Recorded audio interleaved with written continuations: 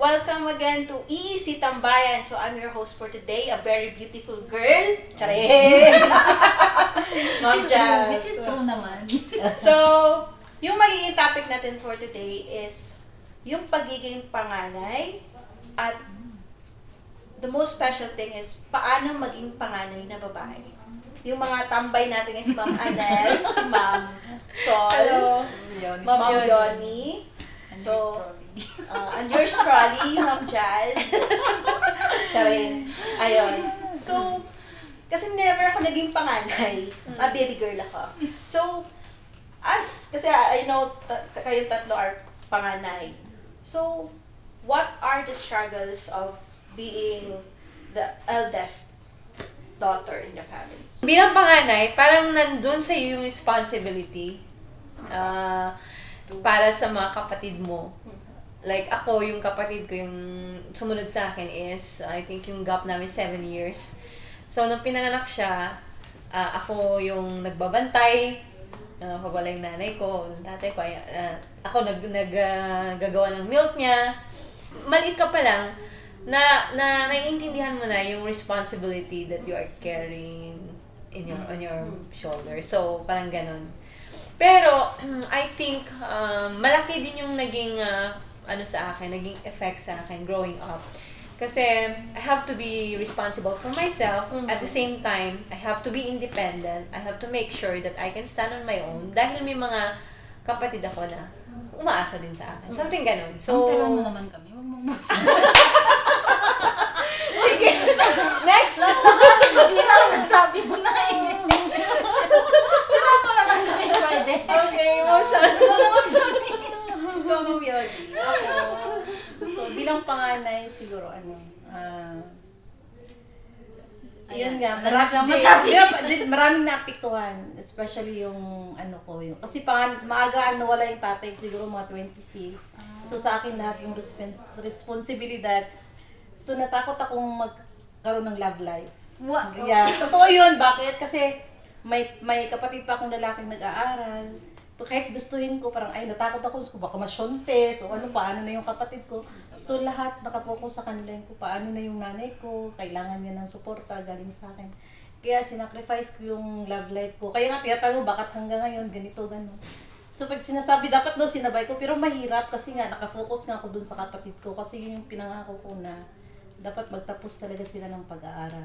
Kaya late ko na na-realize, nung tapos na siya, sabi ko, 36 na pala ako. Talagang Oo, parang wala nang chance. parang, I mean, may chance naman, may pero chance napaka-slim na, Tapos, kumbaga. so, kahit bakit di ka nag-anak, ganito, ganon, sabi ko, kasi nga, doon nga ako nakafocus bilang panganay nga, na ayoko na yung kapatid ko na na hindi makapagtapos kasi wala yung tatay ko. So, nanay lang, yun yung pangako ko sa nanay ko kasi paano niya kami ginapang sa hirap na makapagtapos kami. Yun yung pinangako ko na ako na naman yung magpaaral sa kapatid namin na hindi pa nakapagtapos. Kaya yun ka, dahil sa takot. Pero ano ba talaga? Pag panganay, requirement ba talaga na parang ikaw yung parang next sa malo ng responsibilidad? Kasi in the first place, anak ka din eh. Pero So, hindi naman, pero ginusto ko eh. Oo. Ginusto ko talaga siya na patapusin.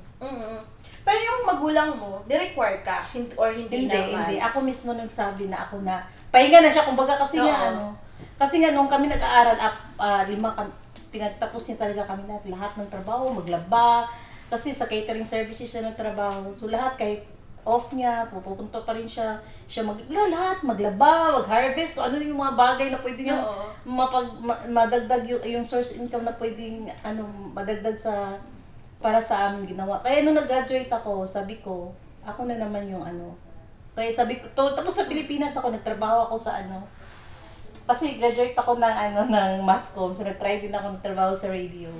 Pero yung time na yun, hindi, pa lang yun, OJT, parang ganun, gusto akong i-absorb, tapos sabi ko, hindi ko makasurvive yung income na to. Oo.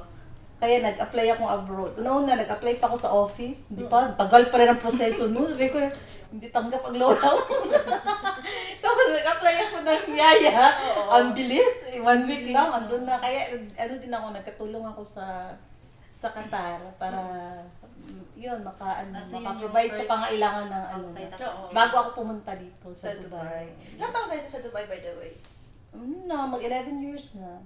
Yung mga responsibility natin noon as panganay, lalo na pag marami yung mga kapatid nyo, di ba, yung mga task natin sa mga kapatid natin in a traditional way.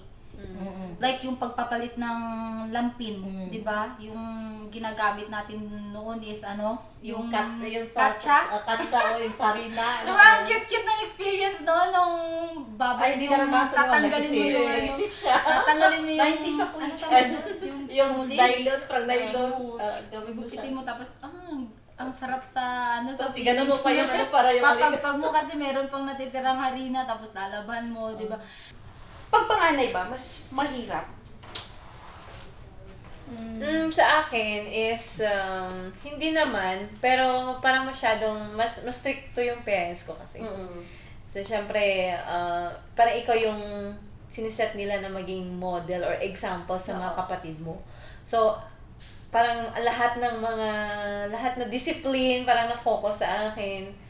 Yung ganon. And then, para sundin ng mga kapatid ko. Yun lang, parang nandun nga yung pressure sa'yo that you have to set a good example sa mga kapatid mo. Sa edad mo ngayon, sa edad mo ngayon, masasabi mo ba na you set a good example sa mga kapatid ninyo? Ako, oo, nasasabi ko. Kasi lalo na ngayon dito sa Dubai, alam mo naman, may kapatid ako dito, may asawa din. So maraming mga temptation. So kailangan maging din ako matino, di ba? Kaya never talaga ako nagpakita sa kanya na yung, di ba, yung yung mga lalaki, o kailangan, kasi di ba usually, hindi na, karamihan talaga sa may mga asawa dito, kung magjowa-jowa. Yan ang palagi kong sinasabi sa kanya na pag nalaman kong ikaw, nagkaroon ng dito ng lalaki na may asawa kasi magkalimutan talaga tayong dalawang magkapatid. Yun talaga sabi ko.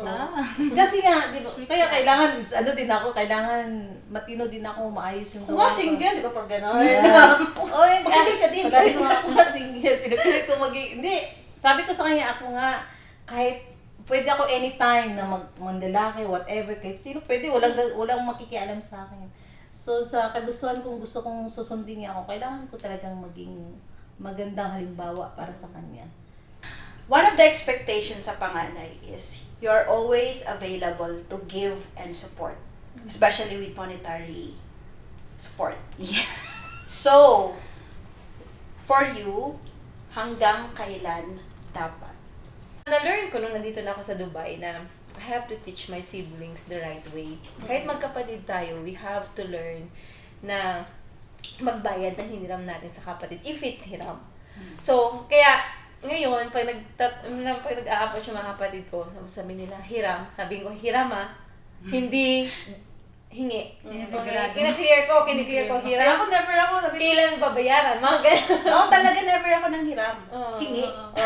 Klaro tayo dyan. Yung mga kapatid ko naman, natututo naman sila. Kasi kahit sabihin mo na wala kayong, alam mo, di ba, iba blessed sila kasi yung family, yung parents nila, guided sila in terms of money handling, in terms ganito. Kasi ako, yung mother ko, si very generous siya until to the point na wala nang matitira sa kanya. Ako talaga noon, especially bago pa ako dito sa Dubai, bigay tudo ako sa mga pamangkin ko, sa nanay ko, kahit ulan, pero mangutang talaga ako, di baling magka-interest, basta mangutang. Tapos lately, ngayon lang, na-realize ko na mali pala. Mali na kasi parang abuso na, parang ganun ba to, kunting bagay, ganito. Yung mga pamangkin ko din, kasi mami ang tawag, ganito. Tapos ngayon, sigurista na ako. Noon, wala akong pakalam, walang resibo, whatever, ganun, wala talaga. Bigay, utang, isang taon na nanay ko na. Tapos minsan sabi ng kapatid ko, yan, nanay minsan, di ba, madrama sa buhay. Sabi ko, okay, ito baka nagkasakit talaga. Minsan ginagawa ko, nag-message, totoo ba, may sakit yung nanay natin dyan. Kasi, ayun na, lately na lang, pero before, kahit anong sabi ng nanay ko, totoo yun, mama. Kahit pagkulang yung sahod, siyempre, nung bago pa lang ako, wala pa ako masyadong experience. So, hanggang doon lang yung sahod mo. Ngayon na mas mahaba na yung experience, alam mo na yung ginagawa mo, pwede ka nang makademand ng sayo, kaya, mga ganon. So doon ko talaga na-realize na hindi pwede, lalo na ilan ang pamangkin ko, 100 yata. Ako kasi ayaw ko na isa lang bibigyan ko, gusto ko pantay. Ayaw ko dumating sa point na paborito man yan, si ganito. Ayoko nang ganun. Kaya pag ako nagbigay, sabihin ko, huwag magselos ha, siya muna ngayon, next, ikaw na naman. Parang ganun.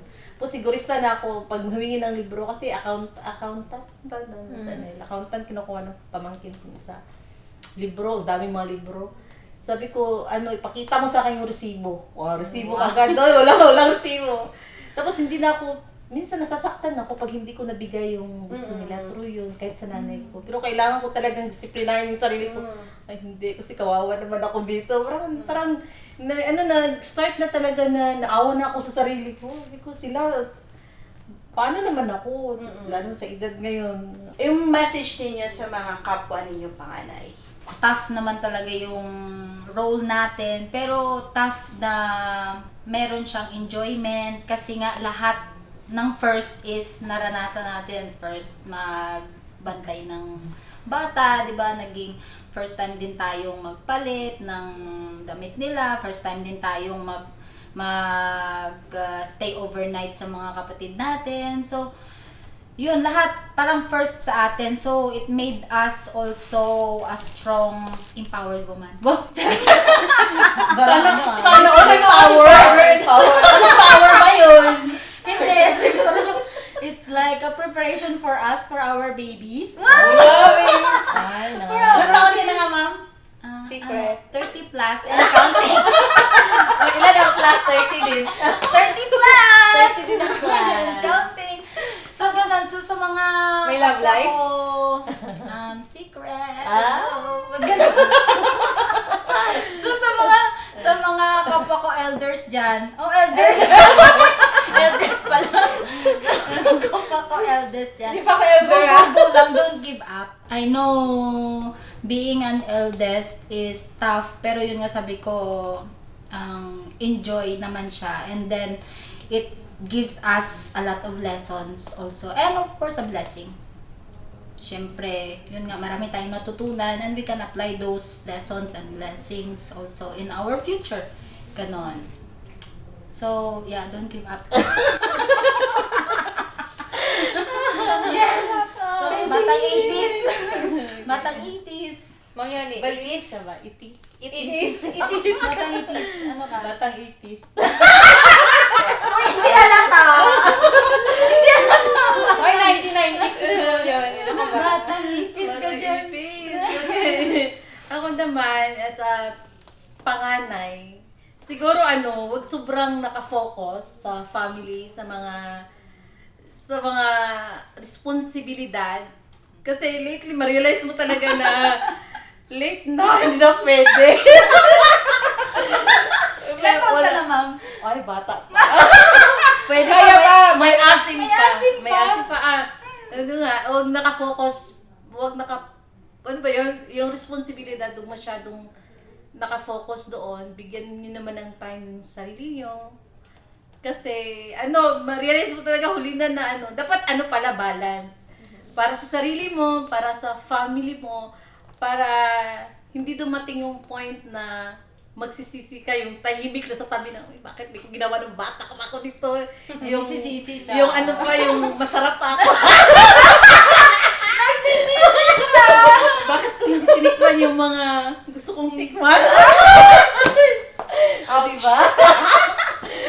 yun lang. At be a good leader as a panganay. Kasi para kung ano yung sabihin niyo sa mga kapatid niyo, susundin ka nila na walang pag-aalinlangan. Yun lang po.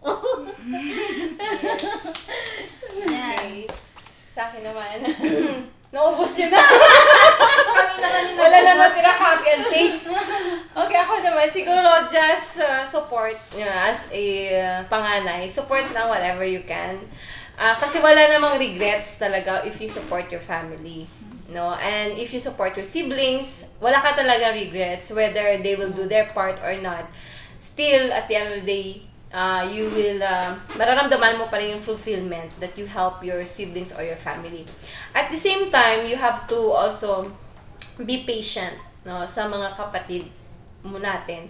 Kasi ako, like, medyo dati impatient ako sa mga kapatid ko. So, sabi ko, pag like sa father ko, pag discipline talaga. Pag ganito, pag sinabi niyang kaliwa, pag sinabi niyang kanan.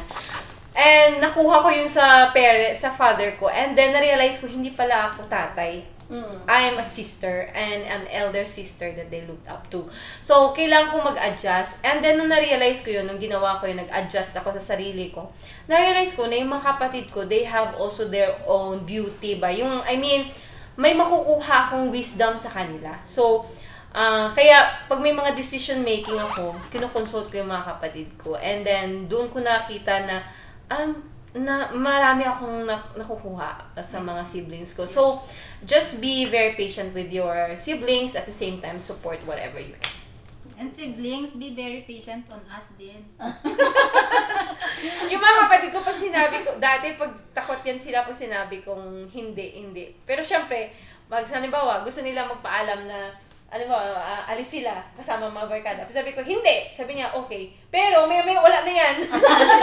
Sumisipat. So, parang so kaya yun yung later part, na-realize ko, so na-analyze ko sila pa, hindi pala dapat ganun. Kasi, hindi ako parents. Sister ako. So, I have to balance it. So, ganun. Ikaw naman, Bilang selfish. Bilang selfish. Continue nyo yan. talent yan! Talent yan. Hindi, Kapatid or pera? Pera. Oo. Selfish Pagpiliin pa ako ng jowa yung pera. Oo. Sabi, ayan. Mukhang pera. Mukhang pera. Close deal yan. Anyway, again, thank you everyone for joining us for another session of EEC Tambayan. So, please like and follow us for more updates and also to have fun and join us again for the next talks.